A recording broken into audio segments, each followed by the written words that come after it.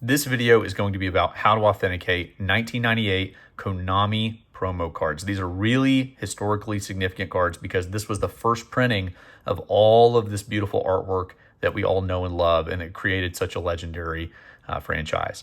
Now, these cards have been faked.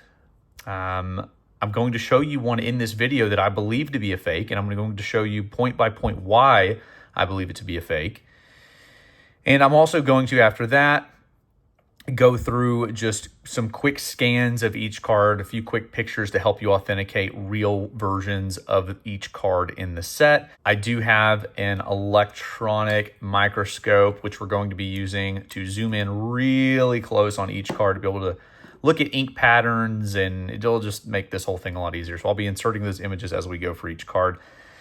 All right, guys, where are we starting here? I've got 4 Blue Eyes cards in front of me. One of them I believe to be a forgery. And just one really quick thing I want to cover before I dive into each criteria that we're going to go over to help authenticate is whenever there's a print run of cards like this, relatively short print run, okay, there's a few things that don't change, all right? So number one, the dies that cut the cards, they don't switch those out and change sizes of cards and shapes of cards in the middle of a print run. It's consistent typically. Now, one of these cards is not the same size as the others, and so we're going to go over that. So that's a huge red flag. Another thing they don't change typically is what printer they're using in the middle of a print run. And what do I mean by that is some of these fakes out there are not using the correct type of printer, they're not leaving the correct size of ink pattern, or they're not using multi-layer printing like they should. So that's a big red flag as well. That's something that should not really change in any print run of a card. Now, the first thing I want to go over is letting you know how we're going to set a baseline for authenticity. That's with this. This is a sealed pack of cards from the 1998 PlayStation game Breed and Battle, the first Yu-Gi-Oh game ever made. I'm going to keep everything on camera as I go through these first 4. So number 1 is this, the sealed pack. I am so scared to handle this thing. It's very expensive, but here we go. I'm doing it for you guys. So this is that pack. I'm going to flip it over, and on the back here, we've got a piece of tape. If this had ever been tampered with, you would be able to tell. This plastic bag would not be intact like it is right now. Also, that piece of tape is oxidized and turning yellow, which basically tells you it's very, very old. This pack is the correct size, dimension, it has the correct tab length on it. All of those things I've checked. I'm a little nervous to post exact dimensions, to be honest with you, because I don't want people faking this sealed pack look. But what I'm going to basically do is just use this sealed pack to set some baselines for the rest of the authentication. So I'm going to do this on one single cut, and I am going to use that microscope to, maybe paste in some images of the other cards. But for these first few, I want to keep it a single cut so that there's no trickery going on. So let's go ahead and zoom in. I'm going to go to the first thing I check for. So I'm going to max zoom here and try to get a good focus for you guys. The first thing I check for are the little cyan or white, sometimes I've called them white dots, inside the blue name text. You see how that consistent that is all the way across that name text? All those little white dots. They're very precise, very accurate. Number 2, I check for a solid black border around the entire outside of the card. It should be multi-layer printing, and that black ink portion would be another layer of printing done in a different fashion as the little rosette pattern from this layer of printing. So it's a solid level of printing. It's a solid layer for the black. Moving down, we're going to go to the white text in the bottom left corner. It does not have an ink pattern running through it. It is a solid white group of text. Okay, so that's number 2. Or number 3, whatever number I'm on. Sorry, I'm doing this live. Moving over to the bottom right text, it has the same cyan or white dots within the text. Okay, it's consistent. All right, this is just giving you a close-up. You can see the ink pattern around the numbers and outside the numbers and within the numbers. And then coming over here, let me just give you a shot of Blue Eyes here. There we go. Nice pattern all the way throughout and very consistent. I'm sorry I'm dealing with this plastic wrap over the card a little bit, but I'm trying my best. Flipping this over, let me zoom out so you can tell what I'm doing. Flipping this over, and let's zoom into the back to go over a few more things I checked for. Okay, let me zoom a little further in here. There we go.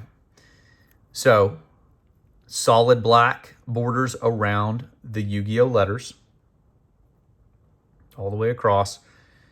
Let's give you a close-up of the monster capsule text. Has that rosette pattern around it, moving down to the border. The border has a pattern, but it's a slightly different looking pattern than the ink above it.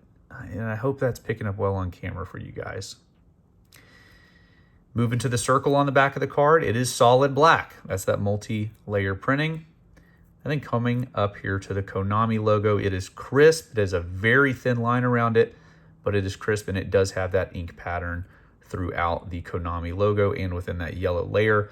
You're looking through a couple layers of plastic here with this, but I'm trying to get it as clear as I can for you as a baseline. There we go. So that right there are all of the ink patterns and kind of give you an idea. Hopefully that kind of gives you an idea of what that should look like. Okay, I'm going to sit this down very carefully. And next up here, we have, let's go over this one, why not? So this is a very rare card. This is a missing, not for sale card. No idea where this card came from, but it passes every legit check. I don't know if this was an early print or a promo like CRU was, a promo for Duel Monsters. Maybe this was the promo for Breed and Battle. We don't really know, but I do know it passes everything I look for in authentication. So here we go, going back to number 9 here. There's our cyan dots. There's our solid black. There's our rosette pattern. I'm trying to get it to focus. There we go. We got a nice consistent rosette pattern. Come down here to the bottom left, no pattern through the white text. That's exactly what we want to see. And we have the cyan or white dots all throughout the bottom right text. Flipping it over, trying to make sure you can follow on screen. Coming down here, we've got solid blacks for the circle. Trying to get a focus. Right here, we've got solid blacks around Yu-Gi-Oh! We've got that same pattern around the white border right here on the outside. And the Konami logo, let's make sure we have that rosette throughout. Yes, we do. We've got that ink pattern throughout of the Konami logo as well. So this passes everything we look for. And I'm not doing a size comparison of this one because I already know it matches what it's supposed to be, but we will look more at the size on one of the next 2 cards here. So let's do this one. Let's start here. Okay, so here is a PSA graded one, and we are going to, I want to wipe it off, but I don't want to take it off camera. Okay, we're going to go with that. Zooming in. Nice. Let's see if we can get to focus. Nice consistent cyan dots throughout. Solid black border. Pattern looks crispy and beautiful all the way around. Coming down the bottom left, solid whites. Cyan dots within the numbered bottom right text, flipping it over. We've got our solid blacks. We've got our black solid on the circle, the oval there. We've got our pattern throughout. We've got a white pattern you can see throughout as well. We like that. And then coming up to the Konami logo, you've got that rosette pattern throughout there as well. Now, what I'm going to do, let me zoom out here, is show you something interesting. In terms of size for this card, I want you to notice when it's in the PSA holder, I'm going to try to move my hand down, there's a gap at the top and a gap on the right where the card is not touching the plastic, okay? So I'm going to zoom in a little bit here. Notice the gap. Notice the gap. There's a gap in both when I tap it down in the bottom left. So it's centered on the bottom left, gap on the top, gap on the side, okay? So this is the correct size of card. I've compared this to other cards. I've compared it to cards I know to be authentic and whatnot and gone through a bunch of different tests. So let's go to this next red eyes. We're going to zoom in all the way to 9. We're going to put it at the same focus level. Again, I want to show you we are focused here. Notice that you can't see any white dots at all to the naked eye. You can sort of see them under a microscope, but that's about it. And they're completely different sized. And the pattern on the card, if you even want to call it an ink pattern because it's not visible to the naked eye, is completely different and a completely different size. It kind of looks like static almost. So you're missing that. Also, this white text is not crisp or clear like it is on a real one. It's very, again, it's very grainy and just staticky almost. And again, we have completely the wrong size of ink pattern and dots within the numbers. After that looks so bad, look at the size of the card. We're going to zoom in for you again. I've got it tapped into the bottom left corner. We've got a small gap on top and almost no gap on the right. Let's bring in that authentic card right behind it again. Notice the gaps. Notice the gaps. Okay, we're tapping down the bottom left. Notice it's not the same size of card. The PSA case is exactly the same size. Okay. But the card is not. All right. Next up, let me zoom in again. We're going to flip over like we did the other times. On the back, let's get the zoom going here. You've got an almost solid black, but there's no texture, no pattern, I should say, to the naked eye, and it just looks blurry again. But compared to, and I'm just going to slightly slide this over again. I'm sorry, let me flip it. Let me zoom in. There we go. And we're just going to slide. Look at the difference. It doesn't look at all the same. Moving down here into the bottom left. Again, just all grainy. The text looks awful. And then there's no visible pattern to the naked eye. Under a microscope, you can see something, but it doesn't look at all like the regular pattern you see in every other card in the set. Doesn't look right. The Konami logo, look how awful this looks. We're going to slide the other card over just so you can see it back to back at the same exact focus level here, same zoom. Very ugly and no visible pattern to the naked eye. Only under a microscope is there any pattern whatsoever, and it's a completely different sized pattern than the authentic card. Look how good that looks versus how that looks. Terrible. Okay. So those are the things that I check for. Obviously, this one does not pass the size test. Obviously, it doesn't pass the cyan dot test. It doesn't pass the rosette pattern test. So this is not one that I would claim to be authentic myself. Now, let's go over each of the rest of the cards in the set. Let me kind of make a baseline for everybody. Okay, so next up is CRU, but I wanted to show you something kind of interesting about CRU. So CRU, again, very short print run. I think these were given out in 6 stores in Japan as a game release promo that was not included in the game. So if you flip these over, you'll notice the saturation and color difference on CRU is pretty significant. So I just wanted to point that out.